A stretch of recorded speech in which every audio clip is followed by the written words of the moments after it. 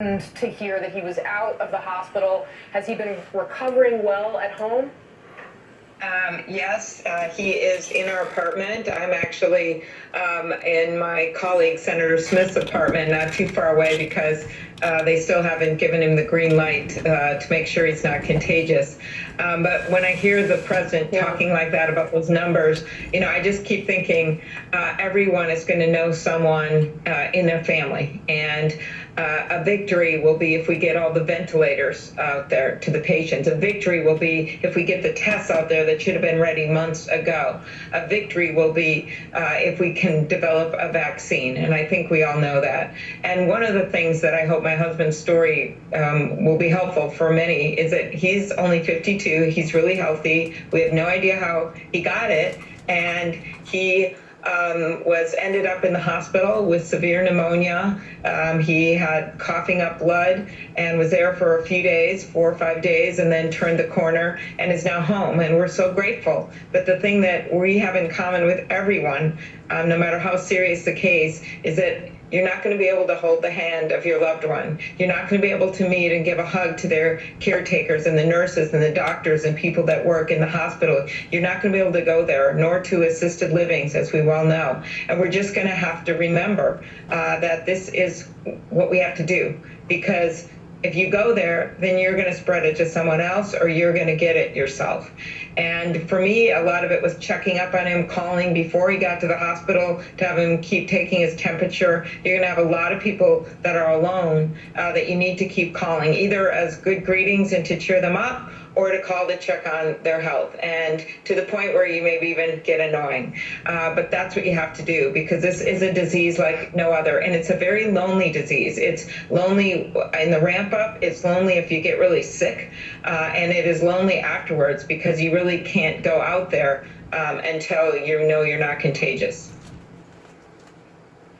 It's a very good point, and I think one that a lot of people perhaps until they actually have a chance to grapple with this themselves are not necessarily going to wrap their heads around. I mean, what would you say to, we're still seeing pictures. I mean, it seems as though it's getting through people's heads that they need to stay home, if not for their own sake, then for the sake of other people. But we're still seeing some pictures of people socializing out on beaches or in groups. In Maryland, they recently started breaking up, groups of dozens of people. What have you learned in your experience that you would use to talk to those folks? Well, that we don't know where he got it, and he did the right thing. He went right into our apartment when he thought he even had a cold, and as a result, we don't know of anyone that he infected. And when I look at that, I just think people are putting their parents or someone else's parents at risk, or they're putting a grandma at risk, and they just got to think of it that way. And that's what bothers me so much about this president. He sends out this disinformation, telling people, oh, we're going to change the rules, we'll have everyone in church on Easter, wouldn't that be great? You think that doesn't get in people's minds? Of course it does. They want to hear good news, but when you're not being honest with people, you lose people. And so I think that is one of the most fundamental problems with his leadership right now. You're also focused policy-wise on how to try and vote remotely, both for your United States senators, but also for Americans broadly come election time in November. What's the status of both of those efforts underway? Well, with the senators, that's going to be on Senator McConnell. A number of us think it's a good idea if we have to vote on emergency measures. But right now, he's not budging on that. But fundamentally, with the rest of the country, when they want to vote in the fall, we must have that election take place. And we've already seen, for benevolent reasons, that governors have had to postpone primary elections. We can't let that happen in November. And so that's why I've joined forces with Ron Wyden, and we have the bill that would, one, get adequate funding for voting at home, voting by mail. We got $400 million in this first bill for the states, for everything from envelopes and postage and the like. But secondly, it's things like getting polling places to be open 20 days ahead in every state in the country. Then you'd have less congregation for people that have to pick up a ballot or go vote that day, that way. training younger poll workers. We know so many of our poll workers are seniors. We're still going to have polls, but we want to make sure people that work there aren't vulnerable to getting the virus if it is still out there in force.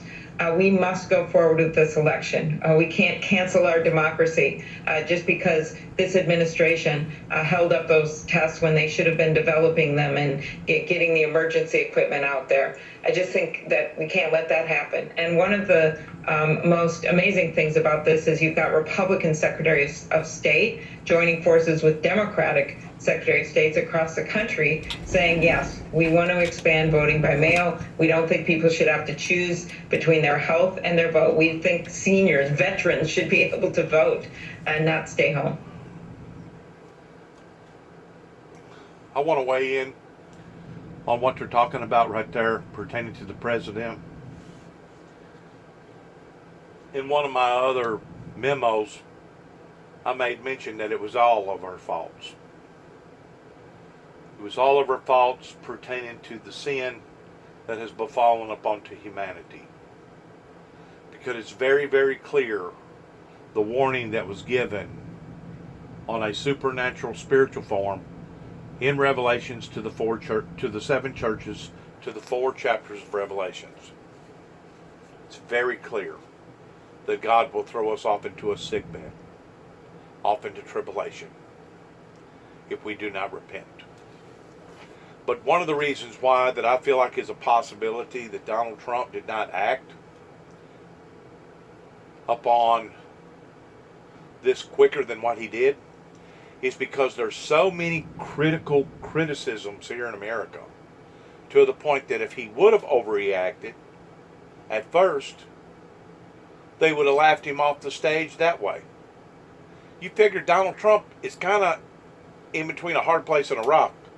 Damned if you do and damned if you don't.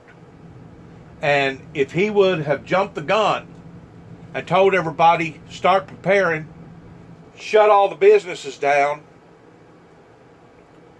and start making masks and ventilators, he would have probably been hee-hawed off the presidency stand.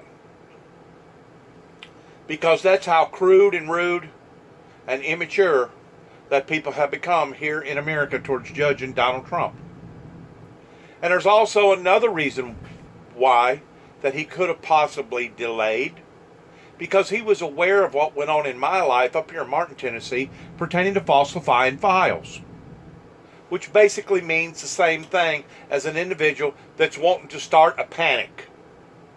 Even though I was not in a theater during the time that the Martin PD, working through the Weakley County courts, decided that they was going to jump me with that type of charge. Donald Trump was aware of that charge. He was aware of the things that had happened up here in Weakley County. And because of it, that in and of itself could have made him more hesitant towards going ahead and properly preparing the people. And I hope to God that it wasn't. I hope to God that it wasn't. But hypothetically speaking, let's say that if it was, do you not realize how much guilt that places upon to my life? Because I revealed what had happened to me up here in Martin, Tennessee, whenever they decided to charge me with falsifying files. I've been broadcasting my story out from everything from mayors to governors to U.S. Marshals to sheriffs to judges to the White House, to Secret Service, to Homeland Security, the CIA. So it is a possibility that he could have looked at this case pertaining to the coronavirus and said, you know what? I really don't need to jump the gun. Because if I jump the gun, then I may be looked upon as being a potential terrorist under the guidelines of somebody that created this stupid law, which isn't really a stupid law. It's a valid law, that if somebody was to pull a fire alarm and cry fire, fire, and create a panic, that it has the same potential as a possible homegrown terrorist. But to think that they would be willing to do that to me, knowing that A, I wasn't in a theater, B, I didn't pull no fire alarm. And C, all I was doing was speaking to a teller at the time whenever I told the teller that there was so much controversy in my life that I was liable to wind up on the Channel 6 News, in which I did out in Oklahoma City, Oklahoma, in discovering a cover-up out there. But it is a possibility that Donald Trump was hesitant at first towards not wanting to, what would be the right word, blow the whistle on the severity of the coronavirus, afraid that A, there's liable to be legal ramifications, and B, even if it wasn't legal ramifications, if he wasn't dead set on hitting it money on target, he would have basically been ridiculed and laughed completely off the presidential stage because of the way that everybody wants to prejudge everybody here in America. So I can understand that I hope that he didn't do it intentionally towards being untruthful to the American people about the severity of the corona disease.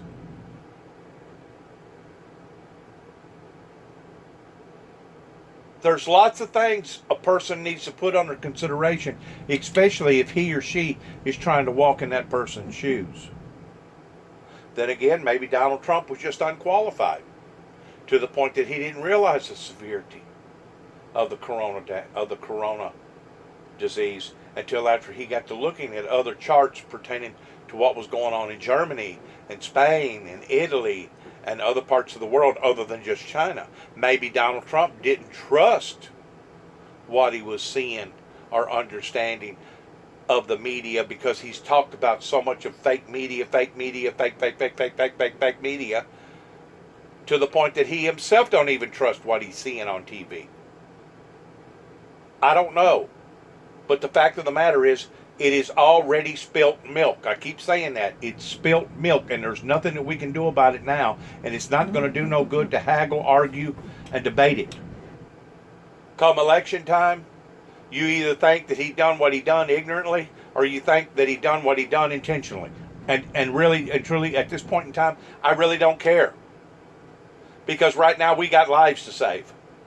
And like I said, I just pray to God that he didn't make a decision based upon knowing the facts that was going on in my life, how that a bunch of idiots over here in Martin, Tennessee, tried to bury me, literally tried to bury me over something that stupid.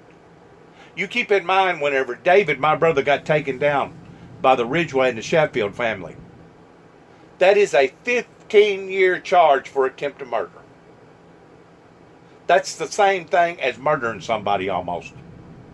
Attempted murder.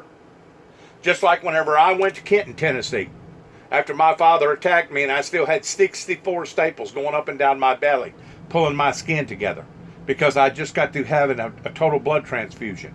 Instead of that mayor and instead of that law enforcement agency over there in Kenton, Tennessee, branding me by saying that there was something wrong with me, they should have immediately put handcuffs on my father and charged him for attempted murder, which could have possibly been up to a 15-year charge.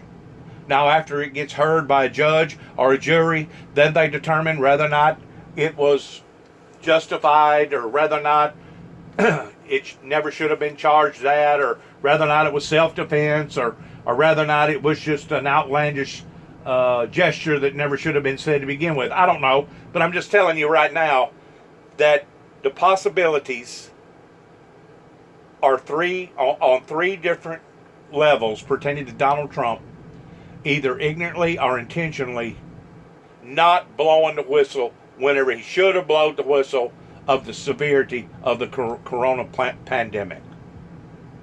That's how I see it. And these are gestures that I have to live with, of possibilities. I know that I have done everything in my power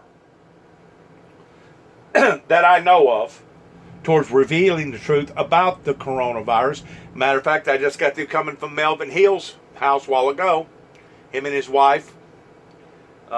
She has some bronchitis problems because they was working on her house, and she's got a bunch of paint and stuff inside her lungs.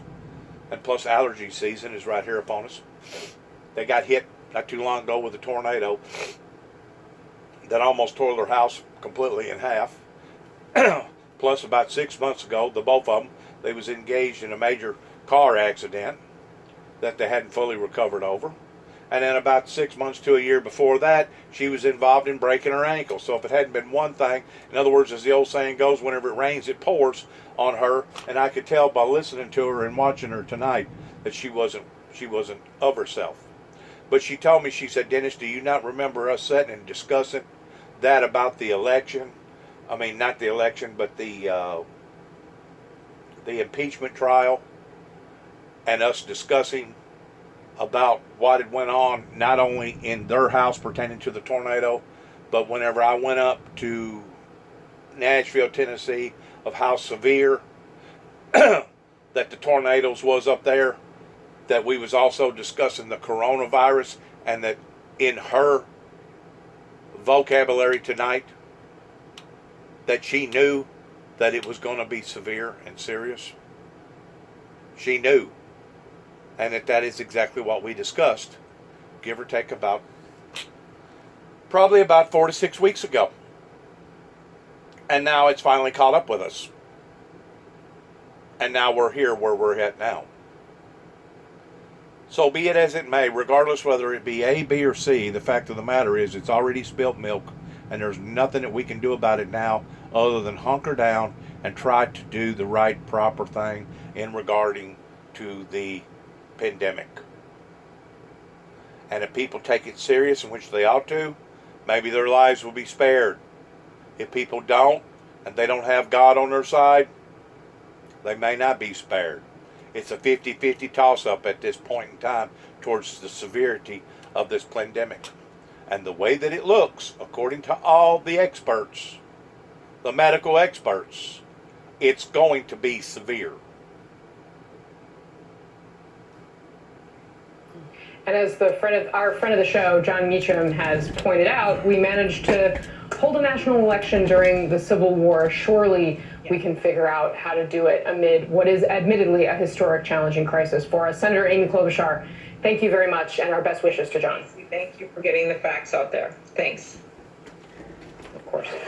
Joining me now, Professor of Epidemiology at UCLA and former Director of Communicable Disease Control and Prevention for Los Angeles County, Dr. Robert Kim Farley, and President of the Global Virome Project and former Director for the Emerging Threats Unit at the U.S. Agency for International Development, Dr. Dennis Carroll. Thank you both for being here tonight. Dr. Carroll, let me start with you. I just want to reference again those numbers that we heard from the President of the United States earlier, this estimate of 100,000 to 200,000 deaths in this country if we do everything right going forward from here. What is your take with your perspective, your expert perspective, on what that means?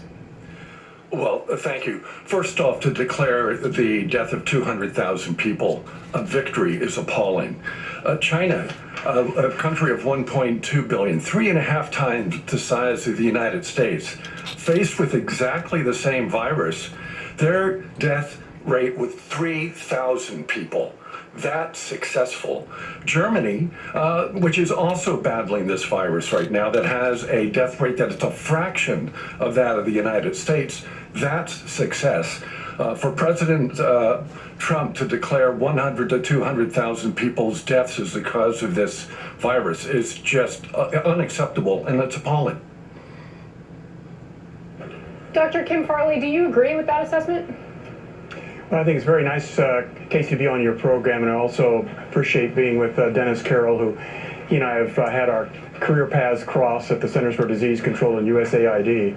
And I think the situation is one that we also have to realize is something that's not exactly determined yet. It's all going to depend on whether we can practice these social distancing measures so that we really can drive the numbers down, because it's loved ones, family, friends that are going to be dying. And Dr. Kim Farley, we have, you worked previously on the USNS Mercy. I think we have some pictures of that, actually, that we can show folks, because I think there's a lot of, in LA, I apologize. The ship USNS Mercy is heading to the port of LA. What kind of impact do you think this will potentially have, and how has the West Coast done in grappling with this crisis as compared to the East Coast? We've seen this explode in New York City. Yes, USNS Mercy is a very interesting ship. It's actually some 894 feet long. It's big. It's the third largest types of ships in the U.S. Navy, together with its sister ship, the Comfort, which, as you point out, is coming into New York. And actually, the Mercy is already docked in Los Angeles. Because of its capacity of 1,000 beds, and you've got 12 operating rooms, 80 intensive care units, it really is a floating hospital with all the capacities that you need there. So it will provide a way of relief then for hospitals here in Los Angeles. I think the other question that you mentioned there is, what is the numbers compared to what's happening in New York? I think a couple of things. One is that the governor in California, Governor Newsom, very early on actually made a statewide, the first state in the United States, to do a statewide physical distancing measures, safer at home. And I think that's one of the things that may have contributed to this, but still, we just don't have yet the testing we need to fully understand the number of cases that are out there. That's a really important point. Dr. Carroll, you operated an emerging threats program under both the Bush and Obama administrations. What were we doing under both those previous Republican and Democratic administrations that you don't see this administration doing? Well, it's really quite striking, Casey.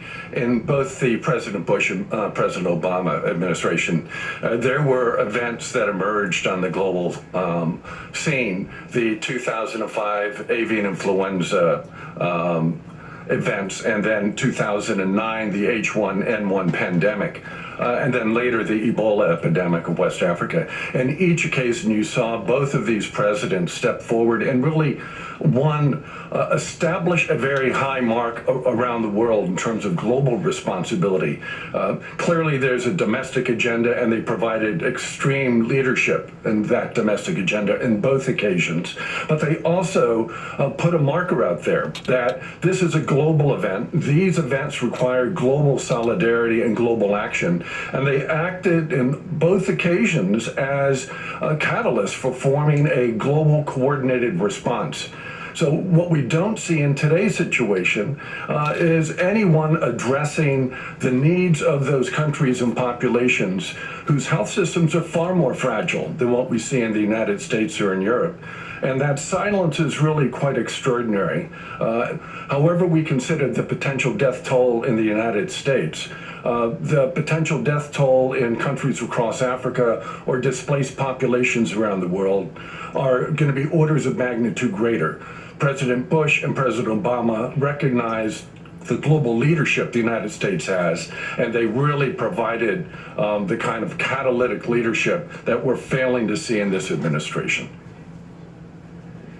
I think that perhaps some people, Doctor, would not necessarily disagree with you, but might look at the situation and say, we've never been America in this position before, where we haven't been able to take care of our own people. That in those circumstances, yes, there was greater suffering elsewhere, and we looked out for that. But at the same time, we weren't looking at thousands of ventilators short in New York City. I mean, surely that must contribute to this somehow.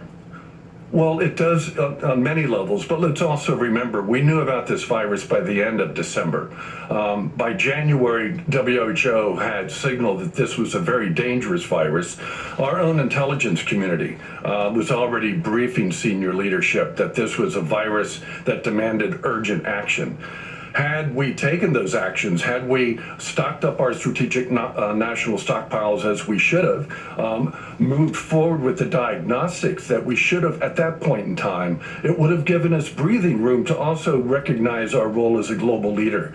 So we're looking at a series of domino effects. Failed leadership in January and February have put us in the position that we're in today in the United States, but it also means that the rest of the world is paying a price for this as well.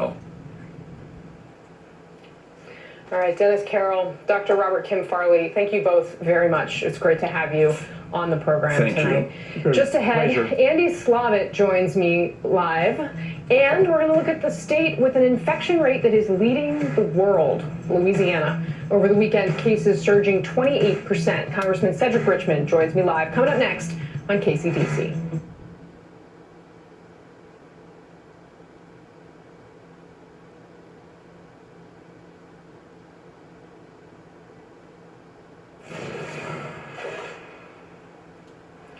In Louisiana, coronavirus continues to spread at an alarming rate, with more than 3,500 confirmed cases and 151 deaths. The state has the fastest growth of new cases in the world, with a current trajectory similar to that of Italy and Spain. And this morning, Governor John Bel Edwards offered a sobering projection.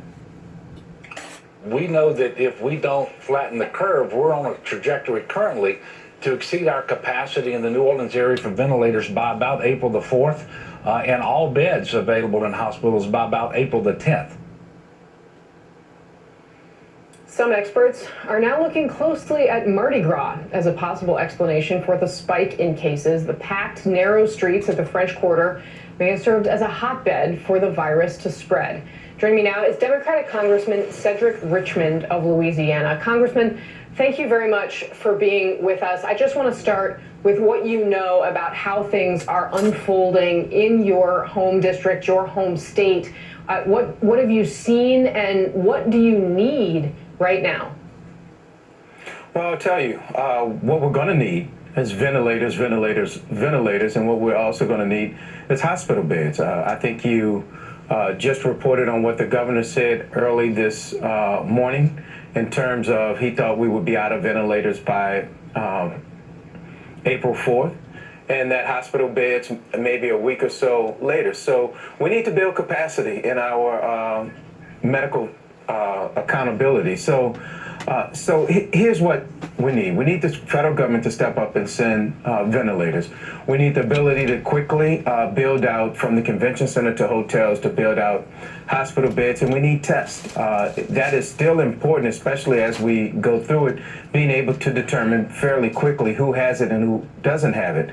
But I will say this, the governor, the mayor, the parish presidents have been extraordinary in making very tough decisions, but very necessary decisions.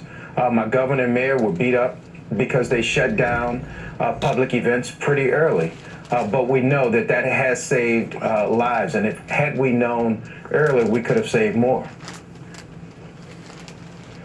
We were listening before we came on the air tonight to the President of the United States, who talked about 100,000 to 200,000 deaths possibly in the United States if we do everything right. What was your reaction to hearing that number from the administration? Well, it's a number in Congress that we have heard before, which is why we had such an urgency asking him to order companies to produce ventilators and not waste time on irrelevant issues. Instead of beating up governors on TV, order ventilators. Let's do the things that we know we're going to have to do to beat this and to flatten the curve. That means ordering tests. That means and what it also means is giving out accurate information to the American people. If we arm Americans with real information and ask them to do their civic duty, because as Americans we will do it, then that will help us flatten the curve. But that means looking into a camera and telling the truth for a change. And so that's what we need right now. And I'm not trying to be overly critical of him. I can criticize him days on end when this is over. But right now, it's what we need to keep the American people safe. This is not a game. This is not a joke. When we say self-quarantine, when we say social distancing, it's because that saves lives. And we can't afford any elected official to downplay the significance and the danger that's out there, especially in Louisiana. You mentioned putting criticism off until a time when this crisis is not quite so right on top of us. Joe Biden, you're the co-chair. He is, of course, running against this president, likely as the nominee in the general election. They have a pretty tough ad out already talking about this president's incompetence and suggesting basically that it's resulted in lives lost. Do you think that's the case? Well, look, if you ask me, do I think that president's actions have cost us American lives? The answer is yes, unfortunately. Let's go back to, I believe it was January 22nd when he did his first interview, and I think it was on CNBC. And they asked him, do you think we have the danger of a pandemic from coronavirus? He said, no, not at all. We have this totally under control. Remember, January 22nd was a month before Mardi Gras. I mean, those are the types of things that matter to the American people. You sound the alarm initially. And I won't dodge your question about Joe Biden. Joe Biden is not criticizing President Trump in a campaign manner. What he's doing is offering advice on what a president should do. One, show empathy, but two, be very decisive, make the hard decisions. And so, yes, he is very critical. We should have sent our own team of doctors into China in the beginning to figure out exactly what was going on, not trust the Chinese government to tell us the truth. And then we should have started preparing for it coming over to American shores. And the vice president has a lot of experience in it because he dealt with Ebola, and they protected our homeland and they prevented it from coming here. So, but just to be technical, that ad is not coming from the campaign. I think it's coming from a third-party group. The president right now is focused on trying to heal this country, trying to offer advice and guidance to this president on how to beat this pandemic. Look, people know how I feel about President Trump, but right now I'm his biggest fan. I want him to win because if he wins, that means we save lives. I'm just not that confident that he has it in him to do it. But I'm hoping for him, I'm praying for him, and I'm praying for the American people. All right, Congressman Cedric Richmond, thanks very much for your time tonight, sir. I want to turn now to a warning that was issued more than 2 weeks ago about the state of our hospitals. Former Obama administration official Andy Slavitt said that by March 23rd, hospitals in big cities would be overrun with cases and that they'd see a tsunami if the virus hit like it did in Italy. He said there also wouldn't be enough beds or ventilators. That is approximately the same prediction that hospital leaders and governors are now making across the country. And joining me now is Andy Slavitt. He's the former acting administrator for the Centers for Medicare and Medicaid Services and the host of the new podcast, In the Bubble. Sir, thanks very much for being with us. Let me ask you to, again, use your expertise to project, not simply to predict the future, but to look at what we know now, how we've been acting as a country, the fact that the president now is advising folks to keep these social distancing measures in place through at least April 30th, and say, do you think that our death toll is going to be what the president said it might be today? He said between 100,000 and 200,000 deaths if and only if we do everything right. Hi, Casey. Yes, it felt like the president was in a bit of a learning on the job mode, but made some progress today. And I think there are a couple of things that explain it. One is he mentioned he had a friend who had been stricken ill with the virus, and I think as that happens to more and more people, that's going to be harder to deny. And he's seeing the images on TV, and I think he's being told that over the next week and over the next month, there are going to be the kinds of numbers and the kinds of images that we're not used to seeing in this country. We're not used to seeing in other parts of the world very often. And he's acknowledged something that is hard not to acknowledge because of the fact that there's such a lag time. So we know that people who have gotten sick and have gotten diagnosed, and the case counts, it's about 2 weeks before they enter the hospital. We know how many beds there are in the hospital. So we know how many ventilators are in the hospital. And no one in this country should ever die because they can't get access to the medical care of either a nurse or a doctor who need the equipment to be on the front lines, or these other critical components. Exactly. Nobody here in America should be forced to die on similar circumstances like they are in third world countries. I agree with what he just said, 100%. I will say that once we get past these few weeks, it's in our hands. It's not in anybody else's hands but ours. We're just getting to the point in San Francisco and Santa Clara where, because of the strict measures that Governor Newsom put in place, we're going to start to see the hospital case count start to drop. So because we're dealing with this lag, we don't see the effect of our action for a few weeks, but I think we have a chance if we really pay attention to social distancing and real strict isolation to start to see improvements. What decisions could have been made before this to avoid this scenario that you are grimly outlining of a body count that is unlike any we have experienced in modern history? Yeah. Well, I want us to all avoid focusing just on the numbers unless they help us spark action. And I also want us to avoid feeling a sense of overconfidence when the numbers start to improve or flatten. Because it's just when the numbers will start to improve or flatten that people will say, great, now I can go out, this is over, it's not working. Not really connecting it to the fact that it's because we've been socially isolating that that's happening. So that's, I think, most important. I do agree with the congressperson you had on prior, which is I think there's going to be plenty of time to look back on what was done wrong. I think it's, while the president won't acknowledge it, and I think it's not easy for him to acknowledge culpability or responsibility, we lost precious time. And when you lose precious time, when in a normal circumstance, you work day and night to catch up. The reason that we can't catch up so well here is because of what is going on as an exponential growth curve. So it's like saying I'm swimming and I see a speedboat 15 feet away from me. By the time I swim to that speedboat, it's much further than 15 feet away.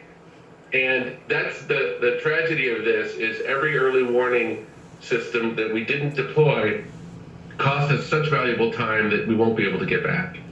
In other words, it's kind of like leading, I'm going to use this analogy, to the bird hunters out there that likes to hunt pheasant and dove, duck, geese.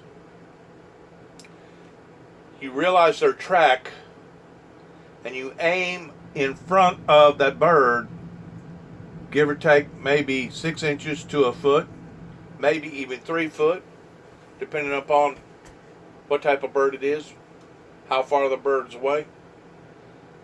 And you estimate that the bullet, after it leaves the gun, will hit its target.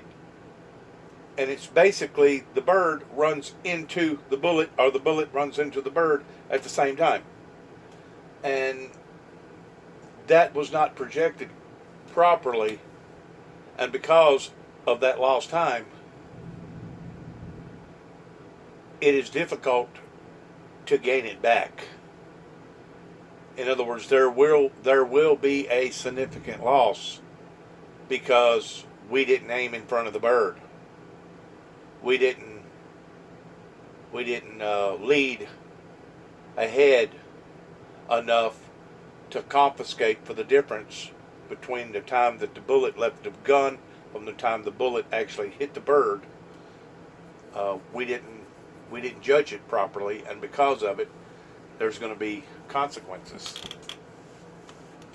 This just makes me sick. Like I said, I tried to put out messages within 24 hours after it was coming over the international media platform in regard to what was going on in China. And I still, to this day, am not convinced that they only lost 3,000. If the truth be known, they could have lost more like 30,000. Who knows? And probably they don't even know. They probably don't even want to know. I know this, their incinerators was running day and night there for about 2 months straight because they don't believe in burying people over there. They just burn them up. They go back to ashes. And of course, you know that if you don't go back to ashes in a natural form, after about 100 years or so, you're going to go back to ashes anyway, regardless whether you get cremated or you don't get cremated. That's the reason why I tend to wonder people that argues about cremation, saying, oh, no, I'll never be cremated. Well, unless you're just somebody rich and you mummified the body like the Egyptians did odds are after about 100, 150, 200 years, your bones and what's left of you will go back to ashes anyway. It'll go back to dust anyway. So what's the difference if you wait 200 years for your remains to go back to ashes, or if you do it instantaneously by putting it in an oven?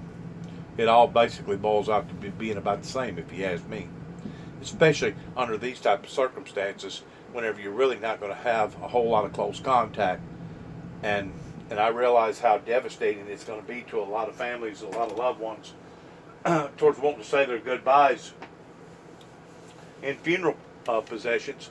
But the fact of the matter is, if this thing was to get in that bad of shape, they may advise people not to have funerals.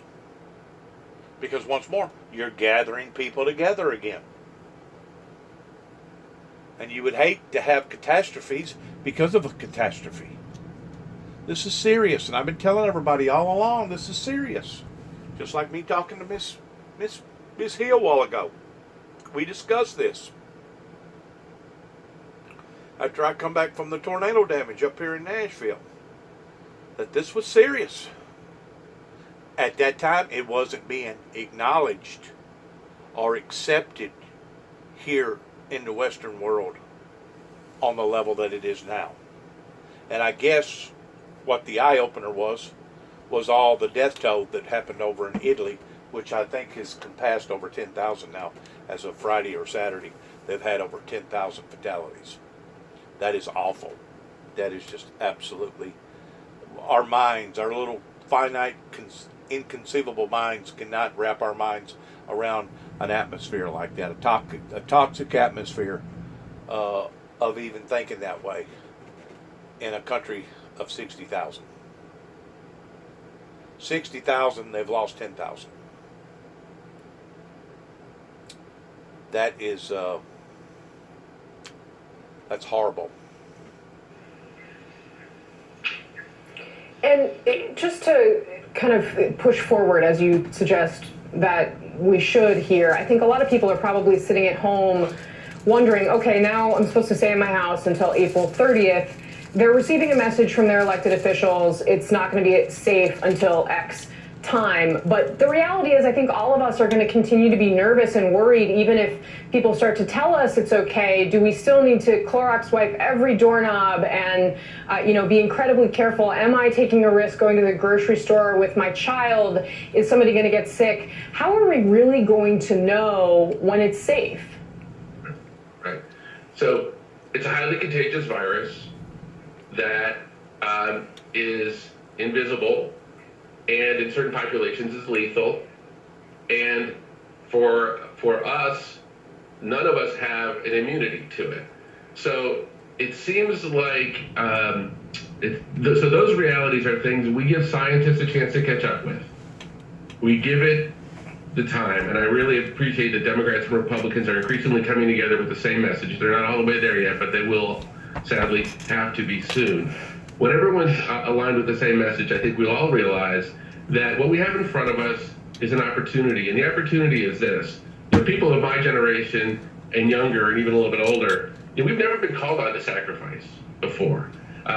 We didn't go through the Rosie the Riveter era. We didn't sacrifice on behalf of this country. And I realize for a great many Americans, staying home, losing precious dollars and their savings, being uncertain about the future, that's not a lot of fun. I think your kids miss things that are important in their lives. All those things are real challenges, and I don't want to take that for granted. But what I will say is that if by doing that, you knew that you could save 40 people's lives, which is about the calculation of what happens if you unknowingly infect somebody, I don't know a person in the world who wouldn't gladly do that, knowing that it's a sacrifice, and knowing that when it's all done, we're going to want to look back and ask ourselves, did we do everything we possibly could? Right. And I think, thank you for mentioning the podcast, but the podcast In the Bubble is really about that. It's about the fact that we're going to have a little bit of a new normal for a period of time. Right. It doesn't have to be torture. It's going to be sad. It's going to be traumatic. But there's a lot of things that can come out of sacrifice and support And it's going to be 4 families. My family's going to be involved, and my 18-year-old son's going to be the sound engineer. And I think families should have an opportunity to do stuff together. And I think that way we will get ourselves through this, supporting each other. Exactly.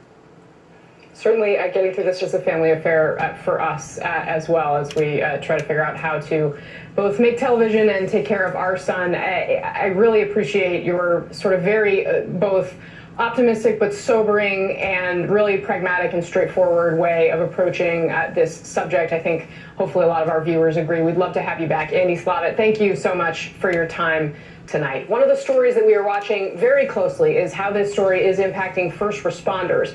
The police chief of Detroit is out sick, and already 13% of New York City's police department also out sick. 80 members of the New York Department of Corrections staff have tested positive. Former NYPD Chief Bill Bratton joins me live next.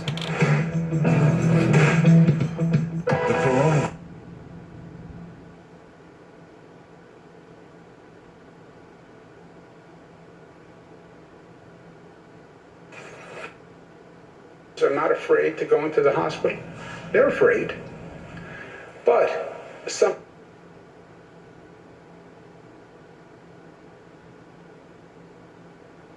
Courage is not an absence of fear, but rather the assessment that something else is more important than fear. Huh. That something else is more important than fear. That's true sacrifice of Mr. Roosevelt back years ago, when so many people did have to sacrifice. Wow. Nothing is more important than their fear, which is their passion, their commitment for public service and helping others.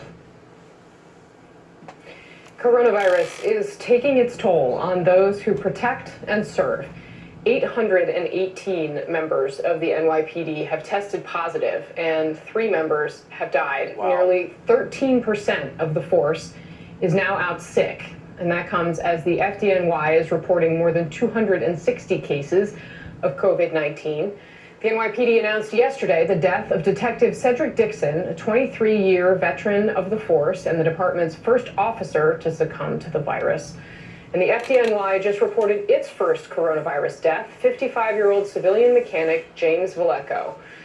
And it all comes as first responders are being called on more than ever in New York City. Wednesday set a record for EMS calls, more than even September 11th. Joining me now is Bill Bratton, the former NYPD commissioner and an MSNBC senior law enforcement analyst. Mr. Commissioner, thanks for being on the program. This is a crisis for the NYPD, unlike anything that they have faced in modern history, but they keep showing up. They keep stepping up to help their fellow New Yorkers. What can we be doing to support them? Well, one, basically support them. Basically understand the job they have to do, EMS, firefighters, that they are putting themselves at great risk to help the public. The governor's comments that you just showed were right on the money, that they're doing this because it's what they signed up to do. In terms of support from the public, it is the idea of, one, in terms of not creating unnecessary work for officers, and the stay-at-home policy that seems to be working with great effect in American cities, particularly New York, is one way to lessen their burden. Also, the reduction of calls to 911 for non-emergency functions. Good news is, apart from the significant rise in calls for medical assistance to 911, overall 911 calls are down dramatically. Additionally, crime, which had been going up dramatically in the first 2 months of this year, is down dramatically the last 3 weeks in New York City. So this is all good news as the police department is losing significant numbers of personnel. As of 8 o'clock tonight, over 736 officers had contracted the virus, almost 5,000 out sick. Police commissioner estimates tomorrow morning, when they do the morning report, that number of sick officers may be as high as 500, with upwards of 15% of the uniformed force out sick. Those are phenomenal numbers. absolutely unbelievable. I mean, what can the force do, and what do cities need to start thinking about in order to figure out how to protect a certain segment? I mean, at some point, if officers keep falling ill, that's going to become a situation where the city doesn't have what it needs. I mean, what are your concerns, and what do you think the force can be doing to try to plan to figure out how to deal with this from that perspective?